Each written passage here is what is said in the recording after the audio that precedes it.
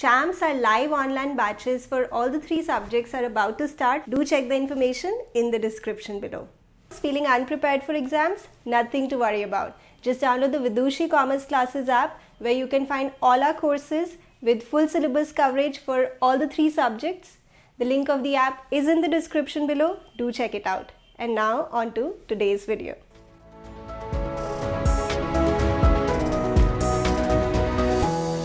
Hello champs, I hope you all are doing great.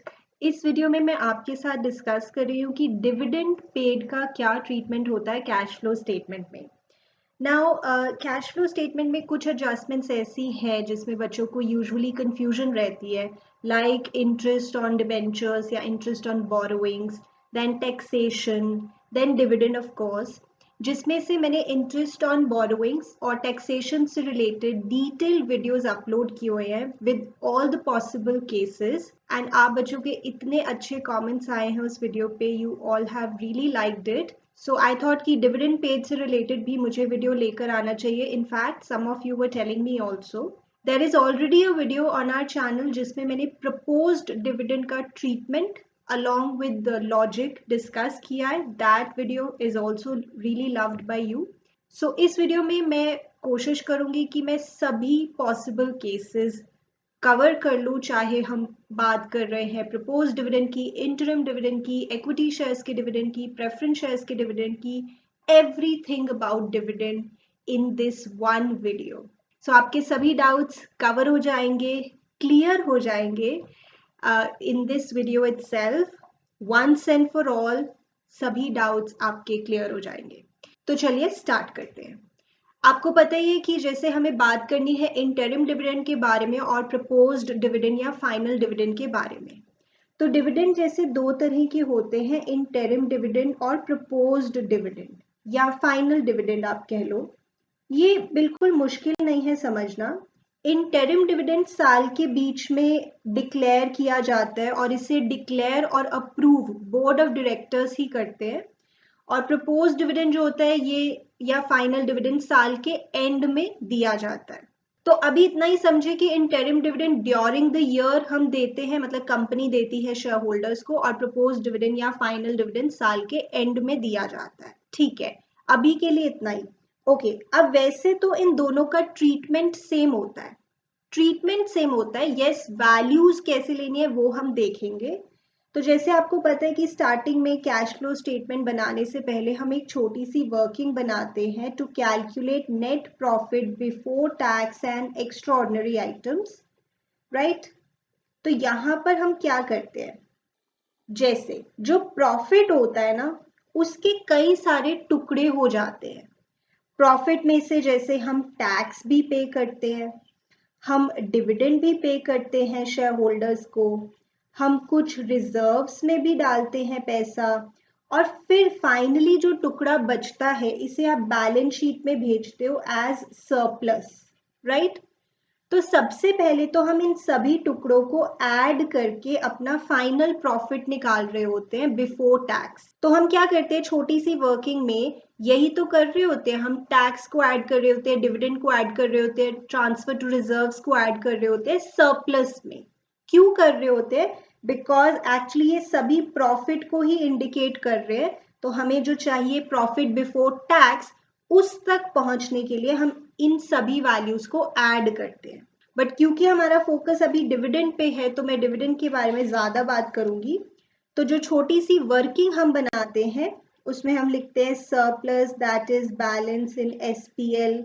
Closing value ले लेते हैं, जैसे कुछ भी मान लीजिए 50,000 minus surplus that is balance in SPL. Opening value ले लेते हैं कि साल भर में हमने कितना प्रॉफिट कमाया, साल भर में हमने 10,000 का प्रॉफिट कमाया, ये हमने बैलेंस शीट से पिक किया है। इसमें अब हम डिविडेंड पेड ऐड कर देंगे क्योंकि dividend is also a part of profit. जो भी डिविडेंड की वैल्यू है, लेट्स से 5,000, तो ये हमारा हो गया net profit before tax and extraordinary items. और इससे हम अपनी बात स्टार्ट करेंगे, कैश फ्लो स्टेटमेंट बनाना स्टार्ट करेंगे। ऑफ कोर्स इस वर्किंग में मैं बता ही चुकी हूँ, आप टैक्स को भी ऐड करेंगे, रिजर्व्स एंड सरप्लस भी, और यस एक्स्ट्राऑर्डिनरी आइटम्स भी, बट वो एक सेपरेट बात है। सेकेंड, डिविडेंड पेड की वैसे नेचर क्या होती है, financing nature, in fact dividend paid किसी भी टाइप ऑफ कंपनी के लिए, किसी भी टाइप ऑफ ऑर्गेनाइजेशन के लिए हमेशा फाइनेंसिंग एक्टिविटी ही होती है। तो जब आप cash flow from financing activities show करेंगे कैश फ्लो स्टेटमेंट में, वहां पर आप डिविडेंड पेड को of course as an outflow show करोगे कि आपने डिविडेंड पे किया है और एज एन आउटफ्लो शो करोगे। तो डिविडेंड के दो ट्रीटमेंट्स हो गए, एक तो ऊपर छोटी सी वर्किंग में आप ऐड करके दिखाएंगे और नीचे जब आप फाइनेंसिंग एक्टिविटीज बना रहे हैं वहां पे सब्ट्रैक्ट करके दिखाएंगे as an outflow of cash. दोनों का प्रॉपर लॉजिक है। सो चैम, सबसे पहले मैं आपके साथ एक बेसिक केस डिस्कस कर रही हूँ जो एक्चुअली अभी मैंने समझाया है उसी तरह का, कि आपको प्रॉपर बैलेंस शीट दी हुई है इन द क्वेश्चन और नीचे एडिशनल इंफॉर्मेशन में सिर्फ दिया हुआ है डिविडेंड पेड या इवन इंटरिम डिविडेंड पेड, बस इतना ही लिखा है। तो इसके आप वही दो ट्रीटमेंट्स करेंगे जो मैंने आपको अभी बताए हैं। आप इसे ऊपर छोटी सी वर्किंग में ऐड करेंगे क्योंकि it is a part of profit, तो हम प्रॉफिट में इसको ऐड करके दिखा रहे हैं। और सेकेंड, जब आप फाइनेंसिंग एक्टिविटी दिखाओगे कैश फ्लो स्टेटमेंट में, वहां पे इसे as an outflow of cash दिखाओगे। Very simple, very basic. जैसे अगर मैं आपकी टीएस गरेवाल से ही आपको दिखाऊं, like this is a basic question, question number 42। यहाँ पे नीचे लिखा हुआ है during the year 52,000 were paid as interim dividend. यही ट्रीटमेंट होगा जो मैंने आपको अभी बताया। अगर यहाँ पे इंटरिम वर्ड ना होता फिर भी यही ट्रीटमेंट होता। If only dividend paid was written then also the same treatment. So I hope आपको बात समझ में आई।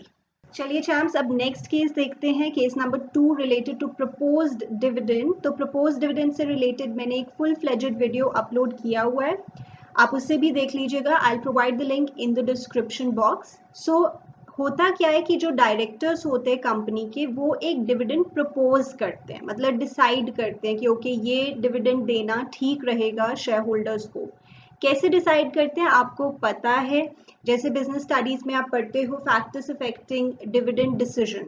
डिविडेंड देने से पहले कंपनी बहुत सारे फैक्टर्स को स्टडी करती है, बहुत सारी चीजें देखती है, cash flow position, share holders preference, contractual constraints, legal constraints etcetera. तो उन सब बातों को ध्यान में रख के जो डायरेक्टर्स होते हैं वो एक डिविडेंड डिसाइड करते हैं कि ये डिविडेंड देना ठीक रहेगा शेयर होल्डर्स को। बट क्योंकि शेयर होल्डर्स ओनर्स होते हैं तो उनसे पूछना भी जरूरी है, उनकी अप्रूवल भी जरूरी है। तो यहाँ पे देखिए, जैसे प्रपोज डिविडेंड आपको दिया हुआ है for the previous year and for the current year. मैं अगर यहाँ पे एक बार लिख दूं, प्रीवियस ईयर का प्रपोज डिविडेंड है 39,000 और करंट ईयर का प्रपोज डिविडेंड है 45,000। तो जैसे अगर मैं पिछले साल की बात करूं, लास्ट ईयर डायरेक्टर्स ने डिसाइड किया है, प्रपोज किया है कि हम इतना डिविडेंड शेयर होल्डर्स को देते हैं, बट शेयर होल्डर्स से पूछना है अभी, because they are the owners, they have a right to say. तो अब नेक्स्ट ईयर, मतलब after the end of the financial year, annual general meeting होती है, वहां पे शेयर होल्डर्स इस डिविडेंड को अप्रूव करेंगे कि चलो ठीक है, ये डिविडेंड हमें ठीक लग रहा है, आप हमें ये दे दो।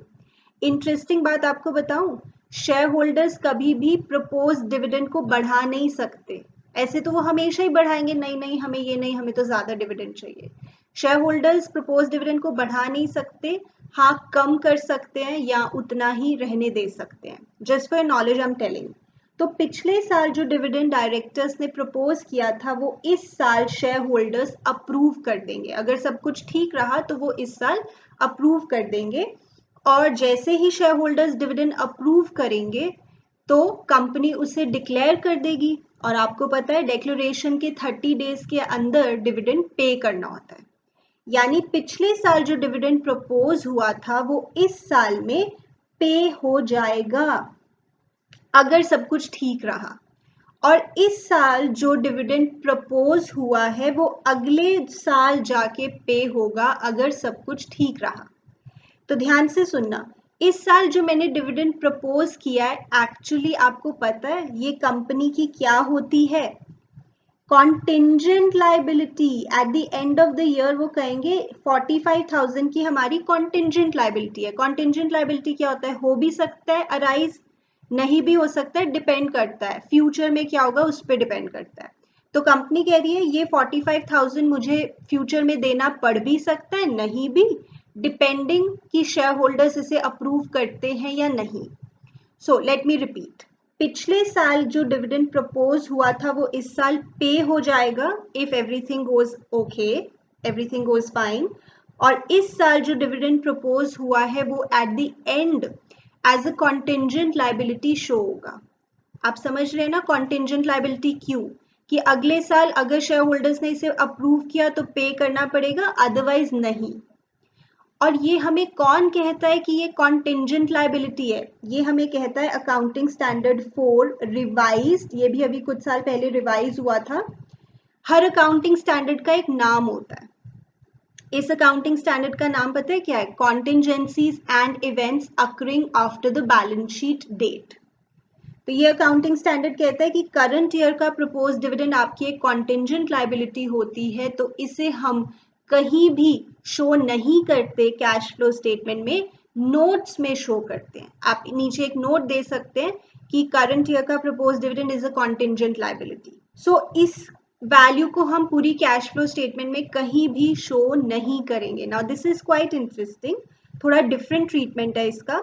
I gave you the logic, ये कॉन्टिंजेंट लाइबिलिटी है, कॉन्टिंजेंट लाइबिलिटी को हम फाइनेंशियल स्टेटमेंट्स के अंदर शो नहीं करते, नोट्स की तरह शो करते हैं। और जो पिछले साल डिविडेंड प्रपोज हुआ, हमने ये माना है कि ये इस साल पे हो गया होगा, शेयर होल्डर्स ने इसे अप्रूव कर दिया होगा, यानी अब इसका ही हमें ट्रीटमेंट करना है। तो मैंने आपको स्टार्टिंग ऑफ द वीडियो में बताया कि जो डिविडेंड पेड है उसे हम दो जगह शो करते हैं। एक तो जो छोटी सी वर्किंग आप बनाते हैं जिससे हम कैलकुलेट करने की कोशिश करते हैं net profit before tax and extra ordinary items, वहां पे हम इस वैल्यू को कर देंगे ऐड 39,000 की वैल्यू को, और सेकंड फाइनेंसिंग एक्टिविटीज में हम इसे एज एन आउटफ्लो शो कर देंगे डिविडेंड पेड। ये टू ट्रीटमेंट्स तो आपको पता ही है, डिविडेंड के हमेशा यही ट्रीटमेंट्स होते हैं। फिर प्रॉब्लम कहाँ आती है? प्रॉब्लम ये आती है अच्छा कौन सी वैल्यू पिक करनी है, डिविडेंड किस पे कैलकुलेट करना है, ये प्रॉब्लम आती है। बट डिविडेंड का ट्रीटमेंट तो सिंपल होता है, ऊपर वर्किंग में add because it is a part of profit only, and financing में एज एन आउटफ्लो, राइट। चलिए अब हम केस 3 की तरफ बढ़ रहे हैं। तो चैम्प्स, मुझे पता है कि जब भी प्रेफरेंस शेयर कैपिटल आ जाता है उसके साथ एक परसेंटेज दी होती है, तभी हमें कंफ्यूजन होती है कि अब क्या करें, इस परसेंटेज को हमने इस हिडन एडजस्टमेंट को लेना है, नहीं लेना है, किस वैल्यू पे लेना है, this is the whole confusion, right. तो पहले तो प्रे करो कि पेपर में प्रेफरेंस शेयर कैपिटल ना हो क्वेश्चन में, बट अगर होती भी है तो सेकंड प्रे ये करो कि वो खुद ही आपको डिविडेंड बता दे कि प्रेफरेंस शेयर्स पे ये है, then there is no confusion. कहने का मतलब है कि अगर वो खुद ही आपको प्रेफरेंस शेयर्स पे डिविडेंड बता देते हैं कि इतना है, तो बस आप उसे ले लेंगे, आप अपना दिमाग नहीं लगाएंगे, और आप ऑब्वियसली फिर इस 12% को कंसिडर नहीं करोगे। वैसे तो ये 12% उन्होंने 5 लाख पे ही लगाया है, बट जो भी है आपने खुद से कुछ नहीं सोचना if they have given you the dividend on preference shares. यहाँ पे उन्होंने बोला कि प्रेफरेंस शेयर्स रिडीम हो रहे हैं पार पे, वैसे वो हमें दिख भी रहा है कि प्रेफरेंस शेयर्स रिडीम हो रहे हैं। प्रीमियम पे रिडीम होते तो बात अलग थी, आपको पता है प्रीमियम होती है अगर रिडेम्पशन ऑफ प्रेफरेंस शेयर्स पे, तो उसे हम ऊपर ऐड कर देते हैं एडजस्टमेंट्स में, ऑपरेटिंग में, और नीचे जब हम रिडेम्पशन शो करते हैं फाइनेंसिंग एक्टिविटी की, वहां पे भी प्रीमियम को मिलाकर रिडेम्पशन वैल्यू शो करते हैं। But that's a different story, क्योंकि मैं फोकस सिर्फ डिविडेंड पे कर रही हूँ इस वीडियो में। सो इस बात से मुझे अभी कोई फर्क नहीं पड़ रहा in relation to dividend. Interim dividend पे किया है इक्विटी शेयर्स पे, ठीक है भाई, साल के ड्यूरिंग, साल के बीच में हमने इक्विटी शेयर्स को 1,50,000 का डिविडेंड दिया है, हम इसे ले लेंगे, और प्रेफरेंस शेयर्स को जो हमने डिविडेंड दिया हम उसको ले लेंगे। छुपी हुई बात अपने आप ट्रीट हो गई क्योंकि उन्होंने खुद ही बता दिया है।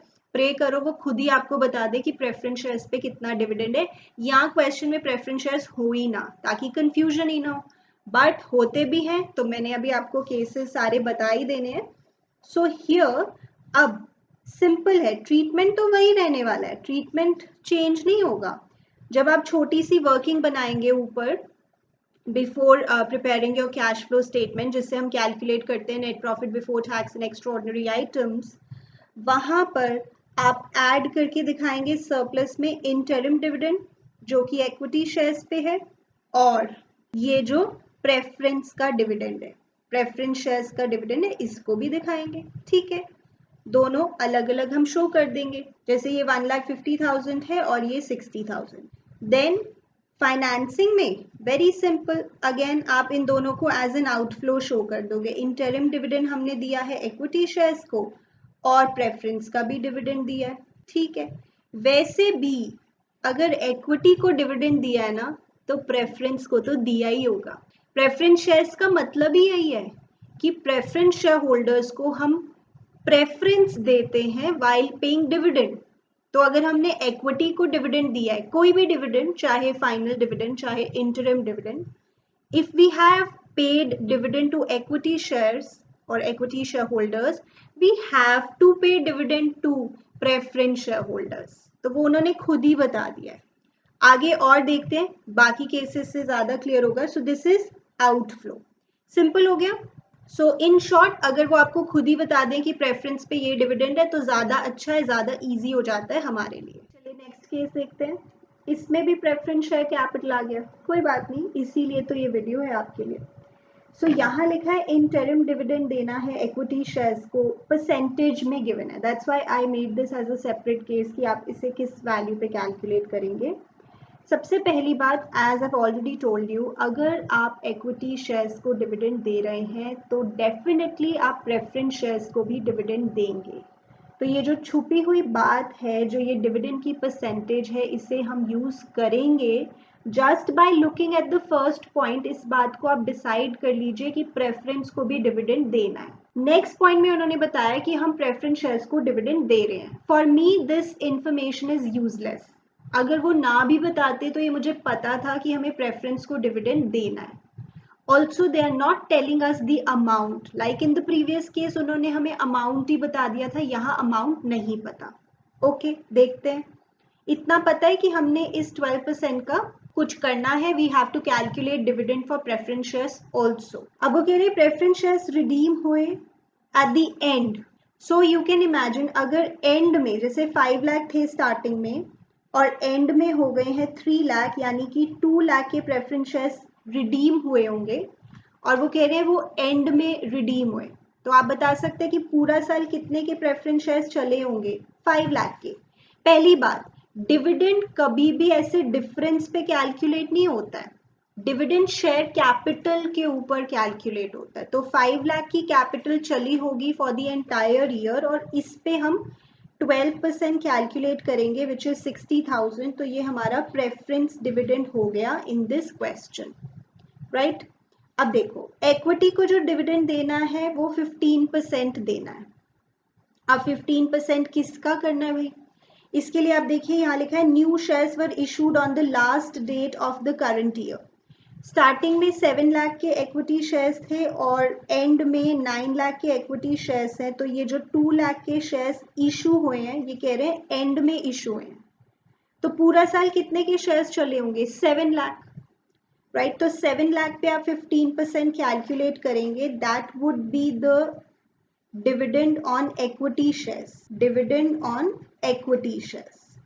क्लियर हो गया? अब ट्रीटमेंट तो हमें पता ही है, ट्रीटमेंट इज सिंपल, प्रेफरेंस का डिविडेंड, इक्विटी का डिविडेंड, ऊपर जो छोटी सी वर्किंग बनाते हैं उसमें हम ऐड करेंगे दोनों। प्रेफरेंस डिविडेंड हो गया हमारा 60,000 and interim dividend on equity shares is 1,05,000, 1,05,000। and when you will prepare financing activities, there you will show 60,000 preference dividend as outflow and equity का dividend 1,05,000 as outflow। तो वो तो मैंने आपको बताया है कि ट्रीटमेंट तो सेम है, बट कंफ्यूजन ये होती है किस वैल्यू पे कैलकुलेट करना है, हिडन एडजस्टमेंट का कुछ करना है नहीं करना, that is the confusion. So I hope this is clear to you. So equity को डिविडेंड दिया है तो प्रेफरेंस को डेफिनेटली दिया होगा। प्रेफरेंस का डिविडेंड हम कैलकुलेट करेंगे, कैसे करेंगे I have told you. I hope this is clear to you. चलिए Shams, let's look at the next case now. तो यहाँ पर अगेन जैसे प्रेफरेंस शेयर कैपिटल है और एक छुपी हुई बात है, एक परसेंटेज है, अब हमें इसे लेना या नहीं देखते हैं। So here they have given proposed dividend for the years ended this and this. Current year और प्रीवियस ईयर का प्रपोज डिविडेंड आपको दिया हुआ है और इंटरिम डिविडेंड दिया हुआ है। ना मेरी बात बहुत ध्यान से सुनेंगे आप। जब भी प्रपोज डिविडेंड आपको दिया होगा and nothing specifically is written, तो हम मानते हैं कि ये प्रपोज डिविडेंड दोनों पर है, both on equity shares and preference shares, यानी इसमें दोनों का डिविडेंड इंक्लूडेड है। ध्यान से, बहुत इंपॉर्टेंट है, यानी आपको अपने आप से डिविडेंड कैलकुलेट नहीं करना है, क्योंकि उन्होंने ही आपको कैलकुलेट करके दिया हुआ है। Then you do not have to think yourself. अब कैलकुलेट भी मत करने लग जाना कि 10% इसका या इसका, बट ये तो इतना बन रहा है। नो, बिकॉज इसमें दोनों है, तो कितना भी हो सकता है, इक्विटी का, प्रेफरेंस का, we don't have to go in that detail. यानी यहाँ पर आपको प्रेफरेंस डिविडेंड ऑलरेडी दिया हुआ है, तो आप इस छुपी हुई बात का खुद से कुछ नहीं करेंगे। और जो प्रपोज डिविडेंड का नॉर्मल ट्रीटमेंट होता है, विल गो बाय दैट, कि जो प्रीवियस ईयर का प्रपोज डिविडेंड है उसे हम इस ईयर पेड मानेंगे, और इस ईयर का जो प्रपोज डिविडेंड है उसे इग्नोर कर देंगे। और इंटरिम का तो इंडिविजुअल ट्रीटमेंट जो होता है उसे हम फॉलो करेंगे। सो हियर वर्किंग नोट, जो ऊपर छोटी सी वर्किंग बनाएंगे, उसमें आप लिखेंगे डिविडेंड पेड। प्रीवियस ईयर जो प्रपोज था वो इस साल शेयर होल्डर्स ने अप्रूव कर दिया होगा, then we would have declared it and paid. और साथ ही ये इंटरिम डिविडेंड, अब ये इंटरिम डिविडेंड किस पे है, ये इक्विटी पे है या प्रेफरेंस पे है, we don't know and we don't need to think also. Normally interim dividend equity पे होता है, बट हमें ये सोचने की जरूरत नहीं है, आप इसका इंडिपेंडेंट ट्रीटमेंट करें जो होता है, simple. So interim dividend is 20,000 and in दोनों को ऑब्वियसली हम फाइनेंसिंग में भी शो करेंगे। डिविडेंड पेड हो गया आपका 50,000 outflow and interim dividend paid हो गया 20,000 आउटफ्लो, राइट चैम्स। तो यहाँ पे आपने सीखा दैट प्रपोज डिविडेंड में इक्विटी और प्रेफरेंस दोनों का डिविडेंड इंक्लूडेड होता है, तो we do not have to calculate this dividend. अगर आप वो करेंगे तो गलत हो जाएगा। इसके लिए आप रेफर कर सकते हैं अपनी बुक का question number 50th from your TS Grewal. आप इस क्वेश्चन को पूरा सॉल्व करें एंड जो केस मैंने अभी डिस्कस किया वही इसमें अप्लाई होगा। 1 is proposed dividend and 1 is interim dividend here. So proposed dividend में दोनों डिविडेंड्स हैं, इसलिए हम इस परसेंटेज का कुछ भी खुद से नहीं करें। I hope this is clear to you. चलिए नेक्स्ट केस देखें। ओके, यहाँ पर वैसे मैं आपको बता ही चुकी हूँ, जैसे उन्होंने बोला इंटरिम डिविडेंड आपने इक्विटी शेयर्स को दिया है और प्रेफरेंस के डिविडेंड के बारे में उन्होंने कुछ नहीं बताया। ये बताया कि प्रेफरेंस शेयर्स रिडीम हो रहे हैं एंड में। ओके, तो आप मुझे बताइए, क्या इसमें हम छुपी हुई बात का ट्रीटमेंट करें? क्या हम खुद से प्रेफरेंस का डिविडेंड कैलकुलेट करें? यस, क्योंकि अगर आप इक्विटी को डिविडेंड दे रहे हैं तो प्रेफरेंस को भी देना है। प्रेफरेंस को पहले दिया जाता है फिर इक्विटी को। तो यहाँ पर we will calculate this 10% dividend on which value, तो जैसे ओपनिंग वैल्यू है 5,50,000 और क्लोजिंग वैल्यू है 4 लाख प्रेफरेंस शेयर्स की, यानी प्रेफरेंस शेयर्स रिडीम हो रहे हैं। और उन्होंने बताया कि प्रेफरेंस शेयर्स एंड में रिडीम हो रहे हैं, यानी पूरा साल जो शेयर कैपिटल चली होगी for preference shares that would have been 5,50,000। तो 5,50,000 पे आप 10% डिविडेंड कैलकुलेट करेंगे, दैट इज 55,000। ये हमारा प्रेफरेंस डिविडेंड है, राइट। और इक्विटी का डिविडेंड, यस ऑफ कोर्स 15% आप कैलकुलेट करेंगे। स्टार्टिंग में इक्विटी शेयर्स थे हमारे पास 4 लाख और एंड में इक्विटी शेयर्स हैं 5,25,000 के। उन्होंने बोला है कि जो शेयर्स ये एक्स्ट्रा इशू हुए हैं ये एंड में इशू हुए हैं, तो यानी पूरा साल हमारे पास जो शेयर्स चले होंगे वो 4 लाख होंगे और 4 लाख पर हम 15% डिविडेंड कैलकुलेट करेंगे विच विल बी 60,000। ये हमारा हो गया इक्विटी का डिविडेंड, ठीक है। अब तो आपको पता ही है, दोनों डिविडेंड हम ऊपर छोटी सी वर्किंग में ऐड करेंगे सरप्लस में, 55,000 प्रेफरेंस डिविडेंड, 60,000 इक्विटी डिविडेंड, और फाइनेंसिंग में हम इन दोनों को एज एन आउटफ्लो शो करेंगे कि प्रेफरेंस का डिविडेंड हमने पे किया 55,000 और इक्विटी का डिविडेंड हमने पे किया 60,000, right. I hope this is clear to you.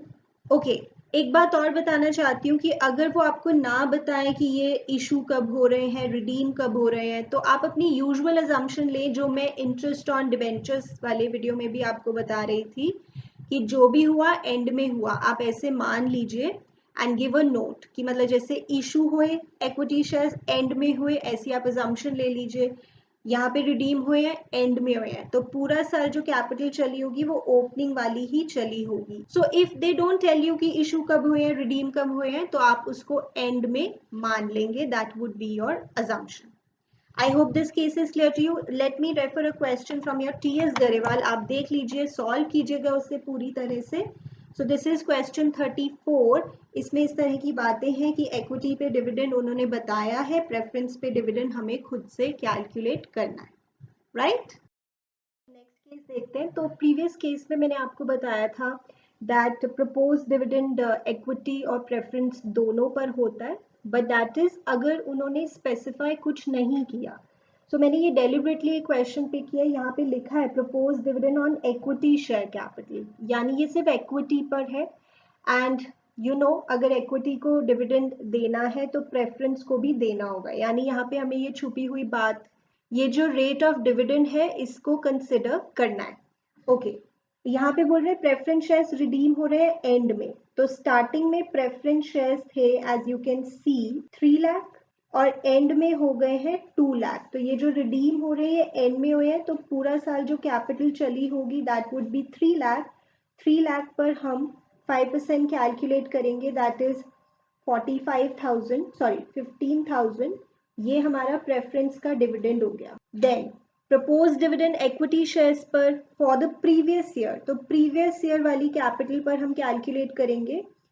सो 4,50,000 पर 18% we are going to calculate, that is 81,000। ये हमारा इक्विटी का डिविडेंड हो गया, राइट? अब ट्रीटमेंट तो आपको पता ही है, ऊपर छोटी सी वर्किंग में हम प्रेफरेंस का भी डिविडेंड ऐड करेंगे 15,000 और इक्विटी का भी प्रपोज्ड डिविडेंड ऐड करेंगे 81,000, और फाइनेंसिंग में हम दोनों को एज एन आउटफ्लो शो करेंगे, राइट? ये तो पता ही है ना आपको। चलिए चैम्स, अब नेक्स्ट केस देखते हैं। तो अभी तक क्या हो रहा था, जब भी आप प्रेफरेंस डिविडेंड कैलकुलेट कर रहे थे mostly you were calculating it on the opening value, right? क्योंकि रिडेम्पशन एंड में हो रही थी, तो पूरा साल जो आपकी शेयर कैपिटल कंटिन्यूड थी which was the opening balance, हम उसी पे डिविडेंड कैलकुलेट कर रहे थे। But this can be different also.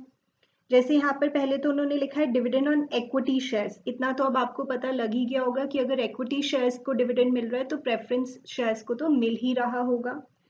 सो यहाँ पर प्रेफरेंस शेयर्स का जो डिविडेंड है वो हम कैलकुलेट करेंगे, but on which value? So preference shares were redeemed on 1 अप्रैल 20, यानी beginning of the year, beginning में ही 7,50,000 से 5 लाख के हो गए होंगे प्रेफरेंस शेयर्स, मतलब 2,50,000 के यहीं पर आपके स्टार्टिंग में ही रिडीम हो गए हैं। So the whole year 5 lakh के प्रेफरेंस शेयर्स कंटिन्यूड रहे होंगे। So we are going to calculate this 5% on 5 lakh which is 25,000। ये हमारा प्रेफरेंस का डिविडेंड हो गया।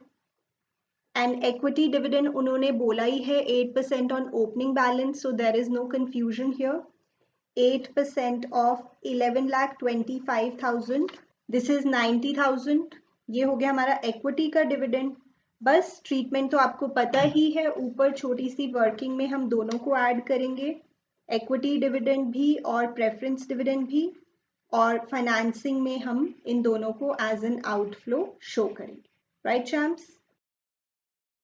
चैम्प्स, नेक्स्ट केस देखते हैं। इस तरह के क्वेश्चंस आपके टीएस गरेवाल में भी हैं, इलास्ट्रेशन में भी आपको मिल जाएंगे, बैक क्वेश्चंस में भी। बट इन दोज क्वेश्चंस उन्होंने आपसे सिर्फ पूछा है calculate net profit before tax and extraordinary items, यानी कि सिर्फ आप वर्किंग बनाकर दिखाइए। बट मैं आपको एक बार पूरा बताती हूँ। सो जैसे यहाँ पे डिविडेंड प्रपोज का आपको ट्रीटमेंट पता है कि हम प्रीवियस ईयर के डिविडेंड को मानते हैं कि वो इस ईयर शेयर होल्डर्स ने अप्रूव किया होगा और वो हमने फिर पे किया होगा, और जो इस साल हमने डिविडेंड प्रपोज किया है वो होगी हमारी कॉन्टेंजेंट लाइबिलिटी, ठीक है? यानी मुझे ये 3 लाख कंसिडर करना है। अब यहाँ पे ये जो डिविडेंड पेबल है इससे बच्चे कंफ्यूज होते हैं, बट आपको कंफ्यूज नहीं होना for that working. Why? Because देखो, जैसे यहाँ पे सरप्लस है हमारा 3 लाख का, जो हमारा स्टार्टिंग पॉइंट होगा वर्किंग में, 3 लाख का हमारा प्रॉफिट है जो हमने इस ईयर अर्न किया है, ये हमारा बैलेंस शीट में आया है। इसमें हम डिविडेंड ऐड करते हैं, राइट? क्यों ऐड करते हैं? Because dividend is a part of profit only, profit के सभी टुकड़ों को हम जोड़ रहे हैं, जैसे मैंने स्टार्टिंग में भी आपको बताया था। तो इसमें हम डिविडेंड ऐड करते हैं क्योंकि dividend is a part of profit. अब आपको क्या लगता है यहाँ पे हम कौन सा डिविडेंड ऐड करें? I give you two options. जितना डिविडेंड हमने प्रॉफिट्स में से सेट असाइड किया है दैट, और जितना डिविडेंड हमने एक्चुअली पे किया है।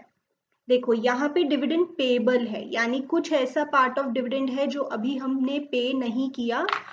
रीजन बीइंग कि वो जो शेयर होल्डर्स है वो लेने ही नहीं आए, जैसे अनक्लेम्ड डिविडेंड होता है विच इज अ लायबिलिटी।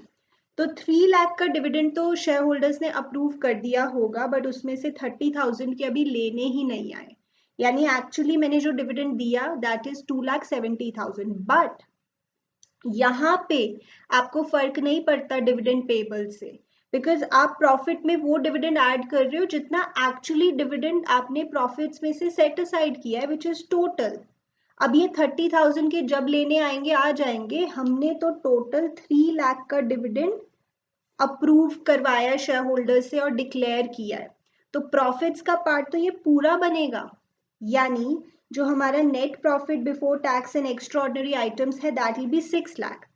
और जब आप फाइनेंसिंग में आउटफ्लो शो करोगे तब आप कहोगे, क्योंकि यहाँ तो एक्चुअल कैश आउटफ्लो शो करना है कि ठीक है 3 लाख का अप्रूव हुआ था, डिक्लेयर हुआ, बट उसमें से 30,000 के अभी शेयर होल्डर्स लेने ही नहीं आए डिविडेंड। तो यहाँ पे आउटफ्लो आप 2,70,000 का शो करेंगे।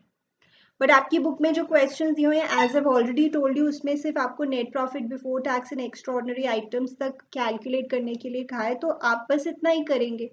ये मैंने आपको वैसे नॉलेज के लिए बता दिया है।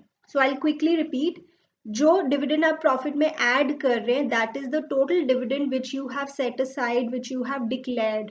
उसमें से अभी कुछ लोग अगर लेने नहीं आए हैं तो वो मेरे आउटफ्लो को इम्पैक्ट करेगा, राइट? बट जो टोटल डिविडेंड प्रॉफिट में ऐड होगा वो तो ये पूरा ही होगा। I hope you are able to understand. Okay Shams, तो यहाँ पे भी बच्चे इस क्वेश्चन में मुझसे पूछते हैं कि क्या ट्रीटमेंट होगा। आप भी देख लीजिए, this question is from your TS Grewal. So यहाँ पर जैसे उन्होंने लिखा है, the company declared and paid interim dividend on equity shares at 40 per share out of general reserve, it did not propose final dividend on equity shares. मतलब interim dividend दे रहे हैं इक्विटी शेयर्स पे, ठीक है, बट ये dividend हम दे रहे हैं जनरल रिजर्व में से, नॉर्मली प्रॉफिट्स में से दिया जाता है। तो यहाँ पर एक तो देखेंगे जनरल रिजर्व जैसे 3,75,000 से 1,35,000 हो रहा है, यानी नेगेटिव में हो रहा है transfer to general reserve. That's because general reserve को हमने यूज कर लिया है डिविडेंड पेमेंट के लिए।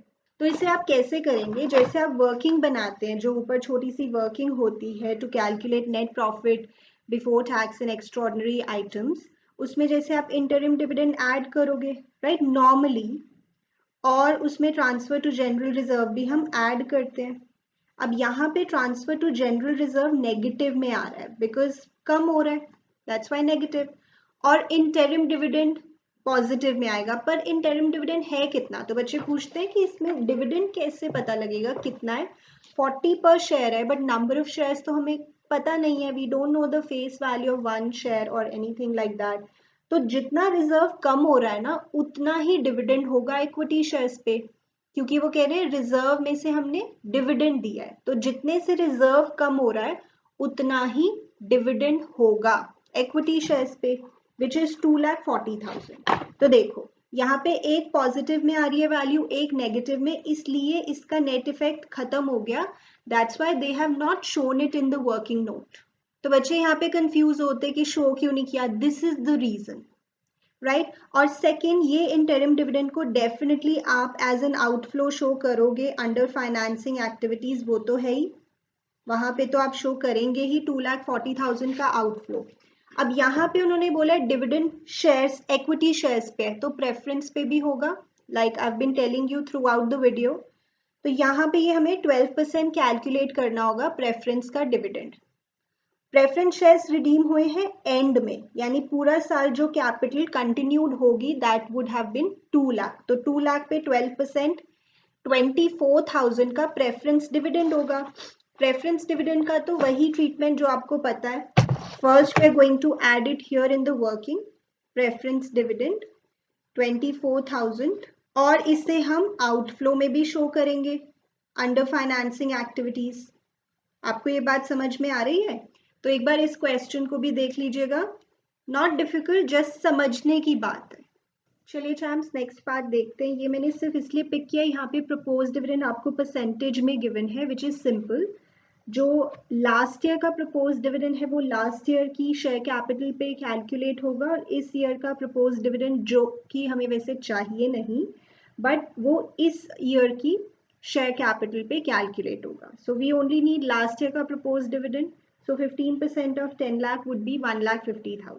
ठीक है, तो 1,50,000 आप ऊपर वर्किंग में ऐड करेंगे और इसे आउटफ्लो की तरह शो करेंगे फाइनेंसिंग एक्टिविटीज में।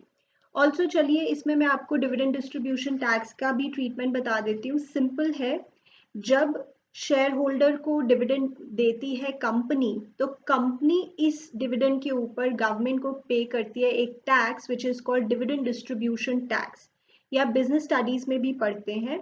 और इसी वजह से dividend in the hands of the share holder exempt होता है, टैक्स फ्री होता है। शेयर होल्डर को कोई टैक्स नहीं देना डिविडेंड पर, बट कंपनी देती है।